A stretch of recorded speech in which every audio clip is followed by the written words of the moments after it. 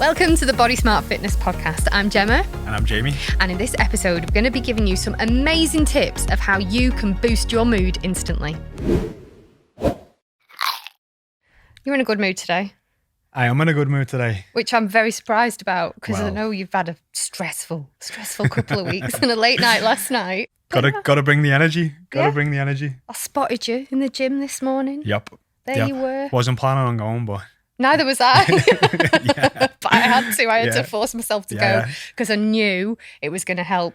It does help. It massively helps a helps. lot. Which we're going to talk about today. We are. Because this podcast is all about how to boost your mood. Mm-hmm. Now, you're generally quite a happy go. I've never really seen you in a bad mood before. You sure? Not really. No. Yeah. No, I don't think. But do you get sometimes like a bit low and a bit down?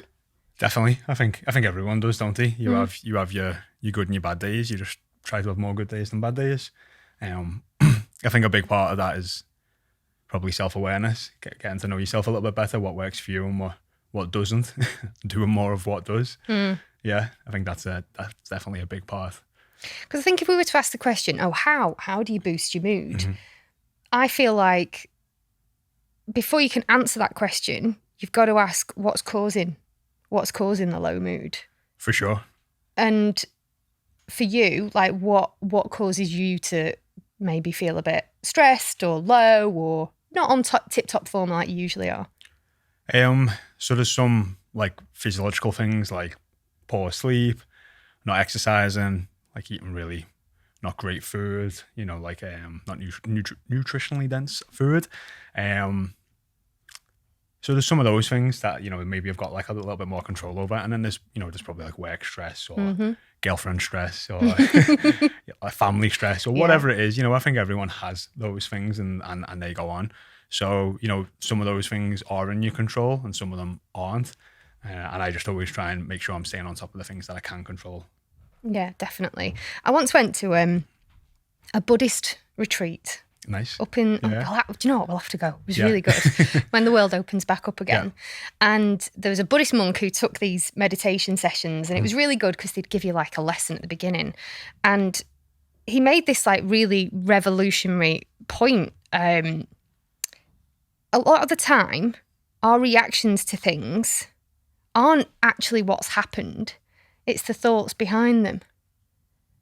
So, do you know, like for example, the example he used was if you break down in your car, is it your car breaking down that's the stress that's causing you to feel anger or upset or worry?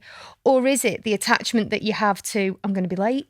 Right, yes. Do you know what I mean? No, yeah, I do. I completely get that. So I think sometimes when we've got a bit of a low mood, like you said there about self-awareness, being able to ask like, what is causing me to feel like this? Is the first kind of important thing. You've got to turn detective, haven't you? Pretty like much, yeah. Magnifying glass on yourself. Yeah. How would you encourage like Body Smart clients to do that, to be able to look inwards? To become more self-aware? Yeah. Oh, that is the $1 million question. If I could give someone a pill where they could take it and they could become more self-aware, I think you would take a lot more actions that serve you. You know what I mean? Serve your intrinsic values, what you want, what makes you happy. And that's why I said it is the $1 million question. I think getting to know yourself would probably start with spending a bit more time with yourself. So not always being distracted by your phone or your work or something else, spending a little bit more time with yourself. Getting to actually understand what your values are. So like what is actually important to you? Like a lot of people don't know this. They might say, oh, family or money or this, but like what's really important to you? Like what is going to give you like a fulfilled and happy life? Like what, when are you feeling your best? When are you happiest? When have you got the biggest smile on your face? What are you doing? If you haven't asked yourself these questions, then, you could just keep going down the path of doing things that don't really make you happy or you think make you happy or maybe make other people happy on social media or whatever else you see instead of like what actually makes you happy. So I think starting there, spending some time trying to figure that out. And then if you want to do a little bit more digging, speak to people who are close to you, and start to ask them questions around, maybe what you're good at, maybe what you're bad at, maybe when you're your happiest, maybe when you're your lowest, and just start to create like a little bit of a paper trail of like what is it I want and what is it makes me happy and what do I value. It's like you've written these guidelines. I found these guidelines, right, from the NHS about how to boost your mood and how to be happy. And you've mentioned quite a few of those there. And one of the things you taught them was like working out what you enjoy. That was one of the points here. So working out what you actually enjoy doing. And we've talked about this before. You've done a reel on this on Instagram, creating a mental health first aid kit. Yeah. So, and this, I don't mean like mental health spiraling out of control, just what would be, you know, if you were to have a first aid kit for physical ailments, you'd have plasters, bandages, creams and ointments in there. If you were to have a hypothetical mental health or self-care first aid kit, what would be in there? And I'll ask you that question. What would be in yours if you could pack one? Number one, and this has always been for me as being a good workout, and this, I don't know why this is, but like the harder I work out, like the more grueling it is. It's like, if I can put myself through that level of torture in a workout, then it's just like all these other problems just don't seem that difficult. Yeah. And, you know, I will work out pretty hard on a regular basis, but when I feel like stress is at an even higher level, it's like I need to just push myself even more. And it does make a big difference. So working out and working out hard is a big one for me. Good sleep definitely helps. Can I say this? A good shag? You Yes. know? Yeah. Of course you can. Always feel great after that. Yeah, so... You've gone red. Yeah, have I? Yeah, a little bit. Okay, a little bit. So stuff.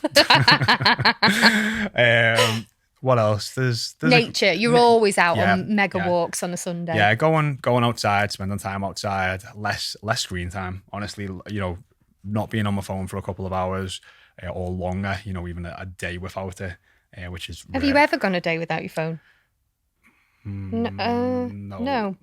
But like a good amount of time, like I will go out with me and Steph go out. I'll like leave my phone at home, or I'll put it in a purse or bag. So it's just like, just get to be present and spend time with each other and not distracted, or not even, you know, it comes up and it's like, oh, where was that place? And you get your phone out and check it. And it's like, how about we just try and guess? And talk. And try and figure it out. So there are a couple of a few for me. And then sometimes just speaking to people, you know, just having a chatting about it. But yeah, they're probably a few. It's actually a really good exercise that anybody listening or watching can do. I've done this in the past. It's probably on here somewhere, where you draw out like a box, like a first aid kit, and you write things in. I did this and printed it out and left it for my husband, because I put things like outdoor walks. I was about to say, what's in yours then, Jam? So hugs. Hugs. Oh, hugs is That's like... Steph. Hugs. Steph's a good big hugger. Yeah, I can have had the worst, most stressful day, and if I get a hug off my husband or my little boy, it just, the world feels great. My little lad found this picture actually, and it's a sculpture, and it's two people, and it's the outline of the people are bits of metal, and there's two hearts. The hearts are present, so like a red, not a heart like a beating medical anatomical heart, like a beating red emoji heart. Yep. And he showed me, he's like, look what happens when people hug, and it showed them hugging and their hearts were close together. I was like, oh, that's just lovely. So when we hug, he's like, come on, hearts close together. And honestly, if I had nothing else in that first aid kit, it would be hugs, definitely. Walks in nature. A good comedy film. Like if me and my husband a good laugh. A good laugh. A good laugh helps. A good laugh helps a lot. Like some of our best date nights have been comedy nights, and we did those purposely because you always have a great night. If you go to a comedy night, you just spend the whole time laughing, and we would laugh all the way home. But we have Step Brothers, the film. So if we have a fallout, Step Brothers gets put on, and all the quotes from Step Brothers get played. And definitely walk in nature, a good sleep. Me and you were really, really guilty in the past of being sleep abusers. Yes, massively. And awful. that was meant years and years of feeling like a zombie. And I don't know if anyone else gets this. Like, I got brought up on the notion of sleeps for the weak. People who sleep a lot are lazy. People who get lots of sleep are like really privileged. I guess there is a level of truth to that. Sleep when you're dead. Yeah, you sleep when you're dead. And that was just like the way I was brought up, and that's how my dad was and my granddad was, and that's what he pushed onto me. And it was like, you were never up early enough and never back late enough. That was the sort of the mentality around sleep. And it probably wasn't until my like early 20s when I just felt like a zombie all the time and was just living on caffeine and coffee and pre-workouts and energy drinks, where I just kind of hit like a wall. And I do remember starting to get like 7 to 8 hours sleep and just like ringing Steph and ringing Jim and just being like, I feel so good. You don't understand how good I feel. And they're like, we know, Jay, we've been getting this amount of sleep for years. And I'm like, no, you do not understand. I feel amazing. And they were like, yeah, no. And I'm like, no, you don't get it. So sleep. How long's that been now? How long has it been that you've prioritized sleep for? Since I was about 24. Yeah. Yeah, it's so about 5.5 years. So it's and that's just been a complete game changer, because I would work the 16, 18, 19 hour days, but when I look back at it, the level of productivity just dropped, you know, at a point. And then like sometimes the last 2 hours a night, I'm sat there in front of the computer still trying to work, but I wasn't doing much. I was struggling to do anything at that point. It was almost like I was just fighting the notion of staying up for longer to get more done. And then now I look to how things are now, and I'm a lot more productive, and I'm a lot more disciplined, and I feel a lot better, and I get a lot more done. I get a lot of better work done. And then workout performance has gone up, and energy's gone up, and probably if I were to take a blood test, my health markers are probably in a better place, blood pressure, that type of stuff. So it's huge. It is huge. And it is something I neglected for way too long. It kind of interlinks. So sleep is one of the points on these NHS guidelines. So getting 7 to 8 hours of good quality sleep as well. Not necessarily quantity sometimes. Getting that good quality deep sleep is important. I know we both track our sleep, but tell our listeners about what you use to track your sleep and what you use to wake up. Yeah, so I use an app called Sleep Cycle, and I've used this I was one of the first people to get it, so I've got lifetime access for free, because I think it does cost a couple of quid to buy. But basically, when you wake up in the morning and your alarm's going and you just feel like you keep hitting snooze, snooze, snooze, you're often in a deep sleep, so it feels so much harder to get up, versus the Sleep Cycle app will wake you up over a 30-minute sort of window. So by the time it comes to your alarm going off, you're not in a deep sleep anymore. It's a lot easier to get up. So that definitely helps with the early 5 a.m. or 6 a.m. alarm. It definitely helps with that. And then it does measure your sleep, but also it measures if you snore. Oh, what does yours say? I snore. I go a couple of minutes a night. Steph snores more than me. That was so funny, because when we first started going out, I asked her to download it. And then I was like, do you snore? And then she just was like, didn't say nothing, went all a bit silent and weird. And then she flipping showed me, and she snored like 16 minutes the night before. And then I unfortunately learned that as well. So I give her a good boot in the night if she's going. Does it like record you as well? I know some of these can it's record so funny noises, listen to your own snoring in the middle of the night, especially. And sometimes if you do a bit of sleep talk, and it picks that up too. Brilliant. So yeah, that's a good morning laugh. Yeah. Amazing. And just let me get this right. So it's on your phone, because I know when Sleep Cycle first came out, because you got me to download it years ago, you were encouraged at the time to put it under your pillow, which they don't say to do anymore. It's next to you on the bedside table. So it's like it's monitoring noise and movement, which is it's very clever, the fact it can do it through your phone. I do like the fact though that it will give you that gradual alarm to wake you up when you're in the right sleep really cycle. Does help. Yeah, that does really, really help. You just don't feel as like you want to throw your phone out the window. Yeah. Well, I use this. It's actually Hillary's Blinds. So you can search for this. It's Hillary's Blinds sleep calculator. Right. So it was a PR stunt for Hillary's Blinds. It's very clever. It's just like a one-page website that tells you, okay, I need to get up at this time, and it'll tell you what time to go to bed. Right. So that you wake up in one of those 90-minute cycles. Yeah. Or you can say, I'm sleepy now. What time should I set my alarm for? So I actually used it last night. Right. Because it was late when we finished last night. And I was like, right, I would normally get up at 5 o'clock in the morning. I thought, it's going to be not enough sleep for today.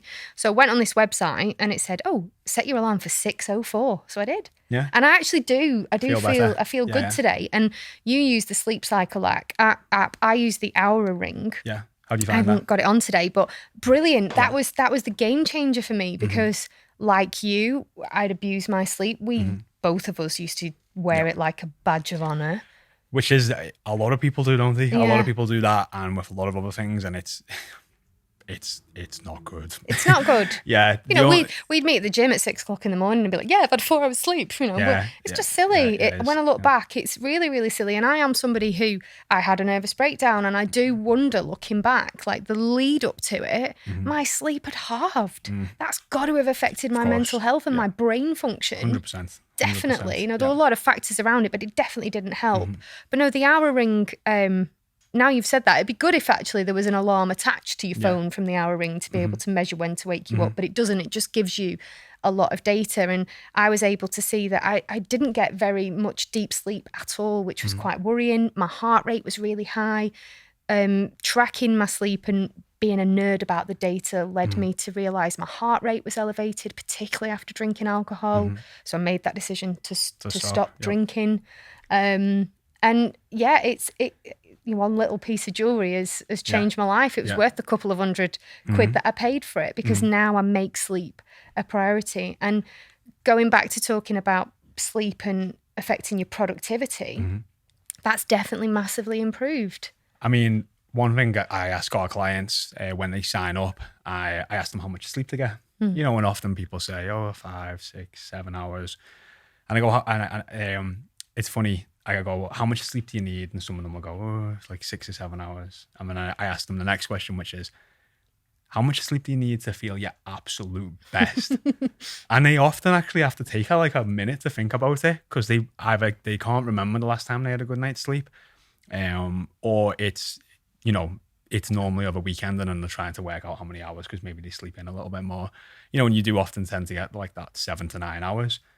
And it's like, right, so you're sleeping, 5.5 to 6.5, but you feel your absolute best when you get like 7 to 9. And it isn't just high enough on the priority scale for a lot of people. It's one of those things that does get neglected. But everyone knows when you have a good night's sleep, you feel so much better the next day. You've got more energy. You're more productive. You have better workouts. You're happier. You're less stressed. You tend to just have a much, much better day. But unfortunately, with time being our greatest sort of commodity, it is one of those things that just gets pushed on the back burner time and time again. Would you say that would be your top tip? You know, this is all about how to boost your mood. Would your top tip be getting decent sleep? It's definitely up there. Decent sleep and a great workout. Yeah. Well, we're talking about productivity. Going back to this guidelines from the NHS, one of the things, we talked about is stress is one of the reasons, but the main reason why our mood is affected is due to stress. And talking of time there, a lot of the reason we get stressed is because you said time is our greatest commodity. We feel like we don't have enough of it, but we waste a lot of time. And I know that you're somebody now, you never used to be like this, but you love planning and routine and knowing what you're going to do. How does that help, and how can other people be inspired to do the same? It gives you more time, ironically, by planning more and being more regimented and it's a discipline at the end of the day. There's so much distraction in the world nowadays. And I think if people honestly audited their time and looked at what they do from the minute they get up to the minute they go to bed, they realize that they waste a lot of time. If you can look at your phone and see how much screen time you even have per day. I think the average is like 6 to 8 hours now. Now, if that's for your work, fair enough, to some degree. But if not, that's a lot of time. That's a lot of time being, spent on a phone. So, being regimented, being routines, is a discipline, and it is difficult. There's a lot of distractions nowadays, and you have to try and remove those distractions to be more disciplined, to give yourself more time. So, by having a schedule, by having some sort of routine, it definitely helps reduce the amount of overwhelm. I think anytime I speak to anyone who's overwhelmed, it's because they either have lack of a routine, lack of a plan, or maybe they've got some unrealistic time set on something. And often you can kind of strip that back by understanding, well, what is the time that you're trying to achieve this in? Is that realistic? And then can we make a plan to get to that point? And often if we just take those steps, Now it's like, oh, right, I've got a clear plan. I've got a better time frame. This seems a lot more realistic. Cool. Let's take a second, breathe, and now let's go and, action what needs to be done. So yeah, it takes a little bit of time, but it saves you a lot of time in the forefront as well. Have you ever timed yourself doing anything? Because I really recommend this. I have, yeah, on some tasks that I have to repeatedly do. It's been helpful to have an understanding like, oh, right, I've got to do this 20 times. How long does that take me on average? Is there a way of me speeding it up? And then kind of time block it in. So I roughly know, because if a job should take you 2 hours, but it's taking you 4, then it's like, right, well, what have I been doing in that time? In that other time? Yeah. And then you can be like, oh, I'm actually going on Instagram. Or I'm going here. So, right, can I just create an environment to be focused for 2 hours and get that work done in 2 hours? And then I've got an extra 2 hours a day when you can go and do something else, something more enjoyable, which can boost your mood, make you feel good. There's actually a thing called Parkinson's law. Have you heard about this before? I have, yes. Yeah. So work fills and expands to fill the time available. So if you've given yourself 4 hours to do something, you'll do it in 4 hours. But if you give yourself 2 hours, you'll do it in 2 hours. If it's something that you've realistically timed. And we've all done this. We do this in Body Smart as well. We try and look for those marginal gains of being a bit more efficient. So giving people a glimpse behind the scenes into the geekery of that. What did you work out yesterday with one of our coaches about emojis?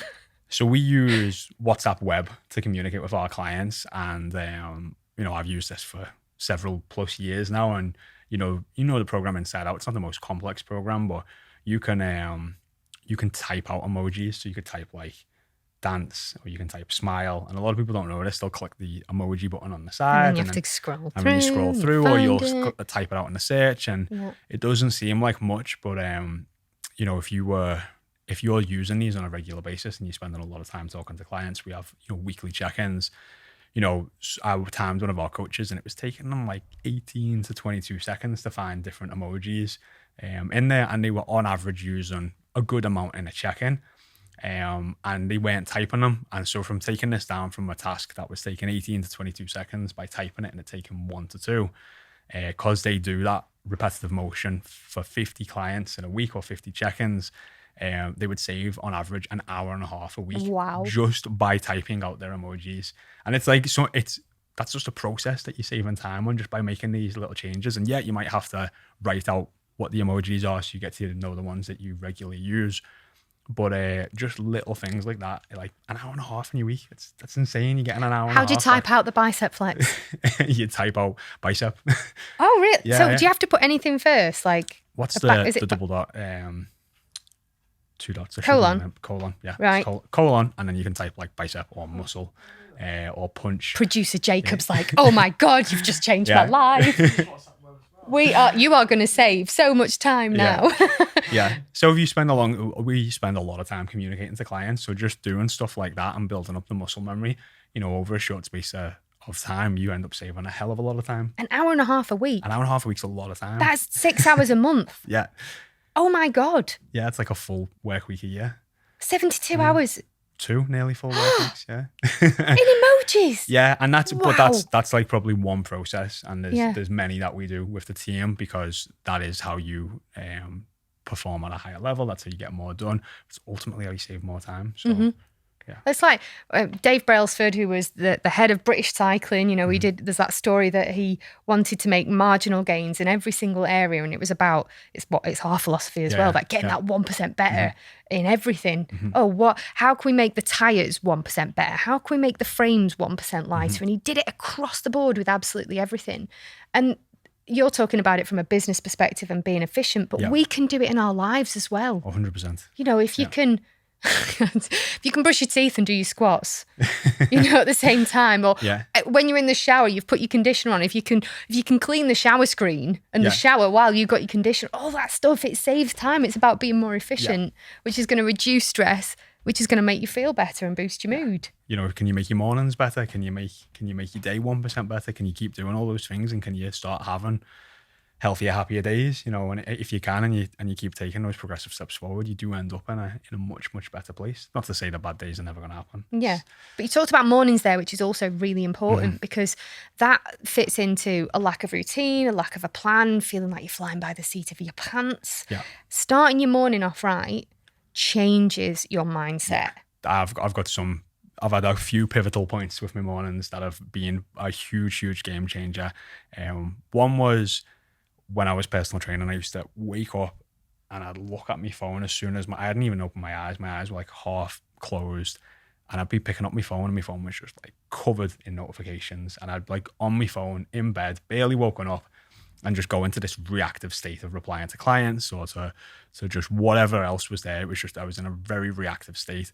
And it was horrible. It was a horrible way to start your day. Like I haven't even woken up yet. I haven't even opened my eyes, brushed my teeth, done nothing. And I'm already like in work mode, reactive mode. So 2 things I changed there to get that done. And I've not gone back since, which is I've turned all the notifications off my phone. So that's nice. I'm being proactive instead of reactive to my phone. So I'm going looking for what I want, whether it's a message or whatever else, instead of just being told I need to reply or get a notification. And then I don't go on my phone for the first 60 minutes of the day at least. And that's just been an absolute game changer. It gives me time to wake up, get a shower, get dressed and go to the gym, either do some like yoga and just get myself in a good frame of mind, set my day up, check over my plan out or my schedule. And I just know where I am, and I'm going into the day with intention instead of starting the day with reaction. And we've got that quote, haven't we, which was, good mornings turn into good days, and good days turn into good weeks turn into good months turn into good years, and good years turn into a fucking good life. Yeah. And it's just so true, and that all starts from the morning. And I equally know, by the way, for you parents out there, that's that's definitely a challenge if the little ones are waking up before you or waking up super early. All I would say is, if there's a way that you can maybe get up just a little bit before them and just have a little bit of you time, just get yourself in a good mood, get yourself prepped and ready for the day. It makes a tremendous difference. Or even if you can't, because if you do have little horrors that wake up at the crack of dawn. Or as soon as you get up. Honestly, if any parents listening, get a breathing alarm, right? Okay. This is a quick tip, breathing alarm. So you get them for babies. Yeah. So if they move off the pad that's underneath the mattress, the alarm goes off. Right. And you're supposed to get rid of them when they turn about 1. I kept mine, so my kid was 3. So he wouldn't get out of bed because the alarm would go off, and he'd be just like, Mummy, Daddy, I'm awake now. And be like, go back to bed, mate. It was great. It worked for us really well. Yeah. So if you're a new parent with a very young child, get a breathing mat. It was the best thing that we ever did. But if you are a parent, if your kid gets up early, even taking a minute, I always do this with my cup of coffee in the morning. What does your morning routine look like? Oh, my morning routine is I charge my phone downstairs now, because like you, I used to wake up and would look at it straight away, scrolling Instagram usually. I had like this pattern, Instagram, Sky News, which isn't good. No. Consuming the news isn't good. I mean, we're talking about boosting your mood. Yeah. Do not watch the news. Like that information, if it's really important, will find its way to you. Yeah. You do not need to be going searching for it every day. I would delete those apps and stay really, really clear. Yeah. And I think for me as well now, in the past, I've worked in roles in broadcasting and in PR. So checking the news was actually part of my job. I had to see what was going on. Like, oh, something's happening. The government have announced this. I've got a client who could provide comment on that. It was part of my day. Speed is king with her. Yeah, and speed is king. But it was like super stressful waking up to that. So now I charge my phone downstairs and have done for nearly, 2 years now. Amazing. Yeah, 2 years. I religiously charge it downstairs. I also use an alarm clock, which is for the hard of hearing. So I don't know how you do this, because that is not how I would want to start my day. I've heard your alarm, Gemma. So it's by a company called Gmark, and it has it's very, very loud. I can't remember how many decibels it is, and then it's got a bright light and it's got a pad as well, like a vibrating pad. So if it was next to my bed, because it's not next to my bed, if it was next to my bed, I could have the pad under my pillow and it would buzz. I used to fit these. Did you? Back when I was an electrician. So you know exactly what I'm talking about. So you know how horrific they are. Producer Jacob's, that is the exact one. No, the one up, go up a bit. For those of you audio only, Jacob's found, it's like that. So it's like got a big, massive Sonic bomb, it's called. Look at that. Mine's not called Sonic Bomb, but it's like that. So it's downstairs in the kitchen. My phone's downstairs in the kitchen. I make sure I leave the door open so I can hear it. But in the morning when it goes off, it forces me out of bed. Yeah. Because I have been the girl who's got up, gone to go to the toilet and then curled up on the bath mat and fallen asleep. I used to do it every morning. Yeah. So I have to physically move myself downstairs to be able to create that, right, I'm up now. Yeah. And then just trying to get in the shower straight away as well. Just water on my face, wake up. Yeah. That would be mine. Coffee. Although recently you've introduced me to this delayed coffee thing. Yes. Which is, I hate to admit it, is amazing. So do I. Explain it. Oh, so there's Huberman. Have I said his name right? right? Huberman Lab. Huberman Lab podcast. He's a neuroscientist, and you know, one of the things that he's gone through lots of different things. But I read one of his Instagram posts, and he was, you know, talking about people who maybe have that like mid-morning slump.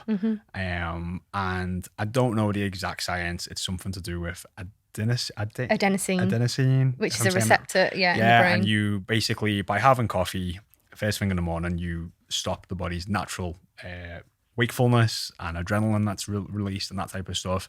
So just by delaying your coffee by like 60 to 90 minutes, you'll get this natural wakefulness, and then you can have the cup of coffee and then feel even more energized.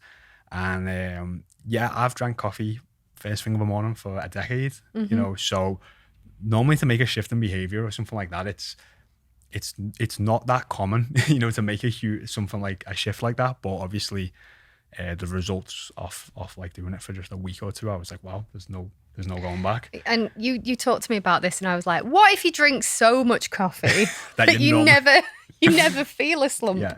Because there are days, I've got a posh coffee machine. This was one of my goals when I renovated my house. I wanted a posh coffee machine. It's very nice. And great coffee. It's amazing. But every morning when I come downstairs and I make that coffee, it's like, I achieved a life goal.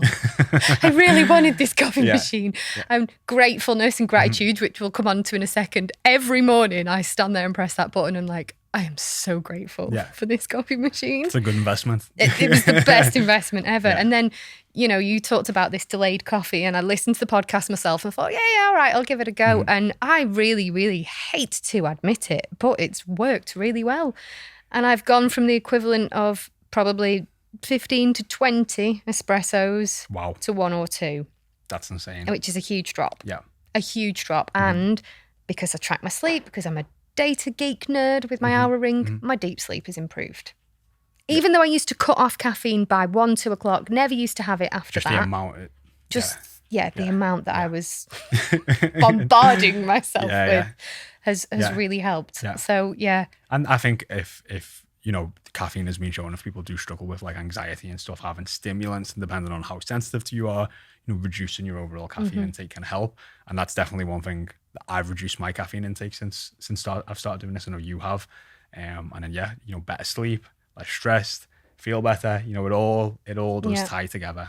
I needed something though, because the coffee for me wasn't just about practicing gratitude. It wasn't just about caffeine. I do this very specific thing where for that first moment of holding my coffee cup, I try and imagine all of my senses. So I hold it and it's like, what can I hear?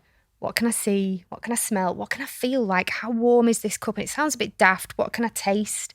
And it's just going through all of those different sensations in my body, taking some deep breaths before I drink that coffee. And that was a practice that I'd done for a long time. So when I did this challenge with you and you took it away from me, I have replaced that with herbal tea. Yeah. And yogi tea. I don't know if you've come across yogi tea before. Right. So yogi herbal tea. Okay. When you rip the bag open, each one on the little there's a little label on the tea bag on the string. Each one has got like a positive affirmation on it, and it's just so nice to start your day. Like, it'll say something like self-care is the art of ultimate love or something like really wanky like that, but it's just nice. So now I've got my herbal tea and I'll sit and do the same routine. So I thought I needed coffee to start my day, and I don't. I thought that. I thought I needed it for a workout, and I don't. And I just thought I needed it to just get up and get going, and it's weird. It's amazing, isn't it? The habits that we form and the placebo effect sometimes of these things. So yeah, that's my morning, sitting with a hot drink, crazy loud alarm, phone off, Yeah. and then get myself in the shower, dressed, and go to the gym. Yeah. And then when I get back, journaling. Journaling has been mega, mega important to me over the last few years. And for anybody listening, if you've never done it before, the easiest and best journal prompt I've ever found is to literally get a pen, piece of paper, or you can write it in your notes on your phone and answer the following question: how am I feeling right now and why? It's a good question. It's a great question, isn't it? Because it works for whatever Yeah. situation you're in. Yeah. If you're feeling amazing, great, write about it. If you're not, why? And that goes back to our, the point here about how to boost your mood. Work out what it is. Exactly. First of all, that's It can causing definitely that. help you become a little bit more self-aware if you're doing it on a daily basis. Yeah. Is there certain things in that day or that week that are when you journal are stressing you out more, and can you start to identify what those problems are and then create better outcomes off the back of it? There's something really daft, right? Go on. Downstairs, when I go and let my dogs out in the morning, our utility door handle was broken, and it had been like that for ages. And this one morning, how am I feeling right now? I'm pissed off that the handle still hasn't been fixed. And it was after about 5 days I'd actually wrote it out, and then I went to my husband, was like, you're gonna have to sort that out. It's like that low level stress that had just built up and built up and built up. So it is good for being able to identify the really small stuff that's been winding you up. If you hadn't have written that down for 5 days consecutively, do you think you would have got it done, or do you reckon it would have been one of them things that it just would sat have there? carried on annoying me for years. Right. Okay. It would have carried on annoying me. Well, that's good if it prompted action to make a change. 100%. I think sometimes you don't realise how much things are stressing you out, and that's why identifying what's affecting your mood is super important. Another thing here is breathing techniques. Now, you talked about this in a live stream in our free Facebook group this week. What do you do in your mornings with your breathing? Well, I'd never done this before and done it the wrong way when I first got told about it. So I bought in lockdown, I bought a mobility and flexibility course, and I'm like, right, I'm going to get flexible ankles and hands. I'm going to be all bendy and do handstands and backflips. And the first thing, which I just didn't expect, because I'm thinking, I'm going into a stretching course or mobility course. Going to become a gymnast, join a circus. Yeah, the first thing they got you to do was diaphragm breathe and belly breathe. And I was just like, what the hell is this? What the hell is it? I'm supposed to be in like downward dog doing a backflip here, and I'm lying on the floor with my hand on my stomach.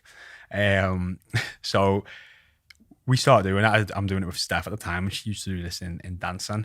But yeah, it's belly breathing. But as I was like breathing in, I was sucking my stomach in, because I thought that's... Yes. Yeah, that is what a lot of people do. And yeah. But as you belly breathe, as you breathe in, your stomach's meant to fill up with air. Yeah. And then go and then breathe back out, and your stomach's meant to go down. And it took me like a couple of days to get this right, because it just felt so weird and so foreign. But it's learning how to diaphragm breathe and belly breathe is a very good for relaxation, but also very good as a part of mobility and flexibility. It's part of singing as well. That's how you sing. Right. So the fact that you nailed it in a couple of days is really good. So when I learned to sing as a kid, it took me months. Right. Okay. Months to, I used to have, my singing teacher would draw diagrams of like, this is your diaphragm, and you need to, when you push it out, it goes down, so you increase your lung capacity. And imagine your rib cage is coming. I hated it. There was diagrams on the wall and everything. So the fact that you nailed that in a couple of days is very impressive. Well done. Well, so now I do the days I don't go to the gym, I do this 15-minute morning mobility yoga, and at the end of it, I just do some diaphragm and belly breathing. At the end, like literally, I'm just lay on the floor, starfished in my boxes. I've got my hand on my belly, and I do a good couple of minutes of belly breathing. And honestly, every time after I open my eyes after doing it, I just feel like I've been somewhere else. Well, you've increased your lung capacity massively. That's probably, so you've got more oxygen in your body. Feel a lot more relaxed, feel really great off the back of it, and it's like it's a good way to Is start it like, is it a slow breathing, or is it quick? It's slow. So it's slow? Slow, big breaths, So, and do they get you to do it in through your nose or in through your mouth? In through my nose. In through your nose, okay. And then do you hold it? No, they're just very long breaths. So in through my nose, out through my mouth. But just trying to, the first couple of times I was doing it, my stomach would barely rise. And then it was just trying to get more of that air pushed into the stomach, and when you really start to see your hand raise up, and it's made a big difference. It's part of that routine now, at least. And breathing can be used. We were talking about you doing this in the morning, but if you are feeling stressed, anxious, upset, worried, low, taking a minute to work on your breathing can be so beneficial. And you don't need to lie on the floor starfish in your pants to do it. Yeah. I do something called box breathing. Have you come across this before? It's I haven't. Pretty much. No. You imagine a box. So you've got four lines in a box, haven't you? And it's just a way of visualizing it. They started doing this in schools, apparently. Yeah, I think you said, yeah. If you imagine you're drawing a box, so one line across, you're breathing in for 4. So 2, 3, 4. Hold. Yeah. 2, 3, 4. Breathe out. 2, 3, 4. And rest. 2, 3, 4. So that's it. One box is 2 breaths. So in for 4. Yeah. Hold for 4. Out for 4. Rest for 4. Okay, so 1, yeah. That's it. Nice. And so I've habit stacked this with letting my dogs out in the morning, because I'm usually the first one downstairs. The crazy alarm goes off. Quick, turn them all off before the rest of the family wake up. And then it's time to let the dogs out to go and do their morning business. So as I open the front door and I get that rush of fresh air, I'd take a minute, even if I just do 1, in for 4, hold it, out for 4, and rest. I normally do about 2 or 3. It feels great. And if you ever find yourself in a moment, like I've had this in the car where feeling a bit road ragey because a bit stressful, taking a minute to do it. You don't have to stand there and draw the box action. I've done some car breathing before. Because just Brendan Burchard, I was listening to one of his things. It was like a release breathing technique. And, just like when you go from one environment to another, and I actually tried to do this. So like if I go from, let's say I've had a really stressful day at work or something really stressful has happened and I've come home, and it's like, I don't want to bring that energy into the house now.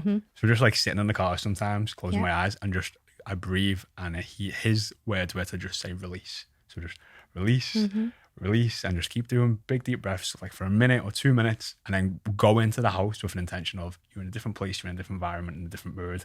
And doesn't always work, but I'm sure sometimes you've seen me bounce into the office and I'm in a really good mood. Yeah, like this morning. It's like, oh, are you all right? What's wrong with you?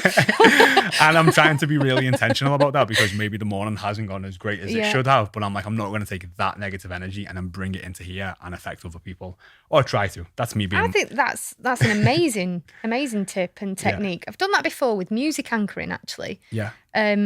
Not myself, but my husband, he was coming home really stressed from work all the time. And so one day I said to him, right, what's like your most favourite song? And it's Muse, Nights of Sidonia. Yeah. I was like, right, when you get to this particular point on the way home, I want you to put that on in your van, full blast, and I want you to sing it at the top of your voice.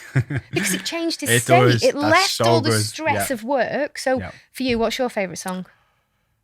I love me AC/DC, so Back in Black, Highway to Hell, just anything where I'm playing air guitar, the drums in the car and singing at the top of my voice.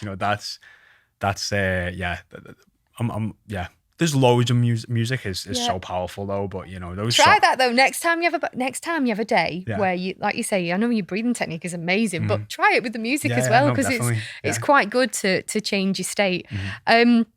You were talking there as well about we were talking earlier on about finding things that work for you. And I want to touch on a little story that you told me recently. Sometimes we have to figure out what we want and what we want to do. And in the UK, lockdown is easing and things are getting back to normal, and we're seeing people, and there's our social diary. We've gone from being at home all the time to now the social diary is packing up. It's packed. Yeah. And I don't know about you, but actually, I don't want to go dancing in a club. I've not seen people for a year. I want to sit down and have a nice meal. And you're really, really good at this. And I remember a few weeks back, you were seeing your mates for the first time. Yes. And what was your intention? My intention was, I'm going to go and see the lads and their girlfriends and partners, and we all get on. And I was like, you know what, though? I'm gonna take Peroni Blue, what is Peroni Blue? It's a non-alcoholic beverage, and I thought maybe I'll be able to have it sneak it in, and they won't know that I'm not drinking, because I'll get peer pressured, or they'll just be okay with it, and after they've had a couple of drinks, they won't even notice it anymore anyway. And why did you want to do that, by the way? I just the hangover, you know what I mean? We're talking about boosting your mood. I definitely don't feel like you feel your best after a lot of alcoholic beverages, especially the amount I can drink sometimes with the lads. But it's a trade-off because you do have a good time, and I do have a good time with alcohol. But it's just obviously the repercussions that you sort of pay for it the next day, which, as you do get older, those hangovers do get worse.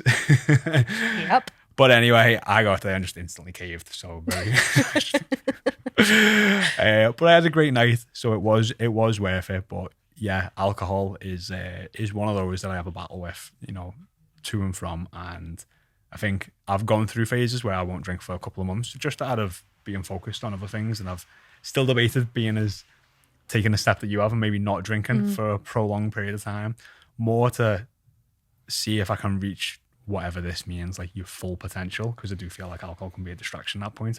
But then I've also realized that I do enjoy having a drink. Yeah. And it's very sociable, and it's actually good for me to like let my hair down a little bit sometimes, even just if it's having a couple of drinks. You do feel a little bit more relaxed. So yeah. But you've got a social event coming up this weekend. I have. When you go on, tell us about what happened with this. So I'm going out with my sister this weekend, and we had a meal in the city booked. And to be honest, we're all working very hard at the moment, which is great. But it's obviously there's a high demand from that. And to be honest, I kind of just hit a point where I was like, right, I can't cope with a hangover this week. So I gave our Georgia a call and was like, fancy going for a walk and having a picnic instead? Climb on a mountain, we spend some time with you guys and the dogs, I just can't cope with drinking this weekend. And it's very rare that I do that, but that's, I guess, me trying to respect my own headspace at the moment and realizing that if I did go out and drink, am I going to have more stress and anxiety going into the following weekend? Is that good for me or the team or for anyone else? And the answer is a big fat no, and it is hard to do that. It's really, I was just about to say, it's quite big up, well done. Yeah. For being able to say, actually, that's not going to work for me, because it's too easy to do things because other people want you to. Yeah. Yeah. And in reality, what I want to do is I want to spend time with my sister, because I haven't seen her in quite some time. And it's like, could we go and spend some quality time together without it being at a restaurant and noisy alcohol. And music. And she's obviously like, of course, that'd be great. Let's go and have a nice picnic somewhere, which is nice. But that was probably the intention a couple of weeks ago with the lads. Yeah, this is what I mean. These best laid plans might not happen. But you've actually removed yourself. It's different, isn't it? When, let's say you were going to go to the restaurant anyway, and you said to yourself, right, I'm not going to drink. Yeah. That's really hard. That does make it more challenging, because you're in the environment where you can drink and maybe other people are drinking, and that's kind of where willpower is definitely tested and challenged. But I've kind of removed myself from that situation, which is brilliant. And you're ticking these NHS guidelines of how to boost your mood. You're actually ticking the box of getting out in nature, connecting and talking to people, gonna have a better sleep, exercise, limiting your screen time, limiting your alcohol intake, and are you going to take the dog with you? We are. There you go, because this... And one's a puppy. So all the boxes. Yeah. Because this was a tip of how to boost your mood, Yeah. If you've got a pet or a child or somebody you live with who you like, because I realise not everybody might like the people that they live with. We've all been there. but with dogs, so your sister's got the husky. Our Holly's got a husky. All right, yeah, so the sister our Georgia has got 2 Rottweilers, and has just got a baby Alsatian, so it's all black. It's 8 weeks old, 9 weeks old. Amazing. So 3 dogs, 3 dogs. Yeah. So but it's a pack. If you can train yourself, right, here's a top tip for you. I read this in a study. Apparently, if you can train yourself before your pet, dog, cat, whatever, can't do it with a fish. If you smile before you pet your animal, you will train your brain, because when you smile, lights up your face, you feel good. When you in the future go to pet your pet animal, you will instantly, apparently, boost your mood and feel better. Amazing. So get into the habit of, like, I've got 2 dogs, one of them, Kevin, idiot, ugliest thing you'll ever see, funniest looking thing. But I've done this for a while, before I go to stroke him, big smile. And it's amazing how much, like, in the middle of a work day, if I'm feeling a bit stressed working from home, I can go and find him. Yeah. Give him a quick pet and a cuddle, and it does boost my mood. It does make me feel better. Same if you've got children, give them a quick hug. That's gonna boost your mood. Or like, you living with Steph, I know she likes hugs. Steph's a big hugger. I think I've sent you a couple of videos where she's just glued. Yeah, she won't let you go. I'm just like, I've got to go and do stuff now. She's like, no. No, it's super cute. It really is super cute. Yeah. And then the last one, you've kind of touched on it, is to talk and share, because if your mood isn't great for whatever reason, talking it out can really, really help. Definitely. I think a problem shared is a problem halved sometimes, and I think people do carry the weight of the world on their shoulders sometimes, and just sharing it with people. A lot of people will make the time and have got the compassion and empathy to talk to you about this and to be a listener in the ear. And it I'm not big on moaning, because I like people to go and like take action and do stuff about it. But sometimes you do need a good moan, and you do need a good chat and talk. And especially if you've got people around you and there's a lot of people out there who are just ready to listen and want to help and want to talk. And sometimes just a good chat, good talking it out, it can just make you either just realize, look, maybe I just need to go and do this, or go and do that, or not do that. You know what I mean? Saying no is a big one too sometimes. So talking to people definitely helps. Yeah. There's a guy called Dan Meredith, who's the author of a book called How to Be Fucking Awesome. And I like that title. He calls it, his moan money.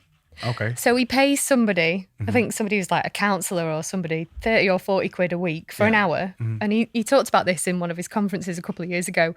He says, I just moan at them. For the hour. Yeah. He said, and I told them at the beginning, I don't need them to psychoanalyze me or give me any, I just want to moan at them. Right. So he calls it his moan money, and he goes and pays to moan at somebody for an hour once a week, because he says it stops him moaning at other people. Fair enough. That was really cool. So a little moan hour. Any other kind of top tips, anything we might not have touched on, how to boost your mood? I think there's a lot in there. I think getting your mornings right, getting great sleep, staying away from the news, limiting your screen time, getting outdoors. I think all these things, if you were to just incorporate even just a few of them into your week, you just start feeling a lot better. And it does. It makes a big difference. It does. We did miss out food. So eating food, like nutritionally dense food, it's really, really easy and tempting when you're stressed to just turn to food to soothe. I think it's like alcohol. Alcohol can be like a short term, like you can feel good in the short term for making those decisions to drink, and maybe drink a lot and have a good time for a couple of hours, but then you might pay for the whole of the next day and the day after. And then sometimes you got to make those decisions as well around food. Is 10 minutes of gluttony, eating 1,000-calorie dessert, with the bloating and the uncomfortableness and the poor sleep that might come off the back of it. And I'm not against eating 1,000-calorie dessert. Like, go for it. Like, I've eaten plenty. But sometimes if you're not feeling your best, or you're on top of your diet or whatever else, making more sound choices with your nutrition and eating more nutritionally dense foods do make you feel better. Like, you eat great food, you feel great. You eat lots of high palatable, highly processed foods. You can eat them. We're not demonizing any of these foods. You can eat them, but if the majority of your diet is made up of those foods, there's a good chance you're going to be feeling lethargic, low energy, and just your gut health might not be in the best place. And all of those things are going to lead to you just not being in the best place possible, not having a great mood. Yeah, and that's definitely what this episode is about. And what we're about is getting people into the best place possible through one-to-one mindset, nutrition, and fitness coaching.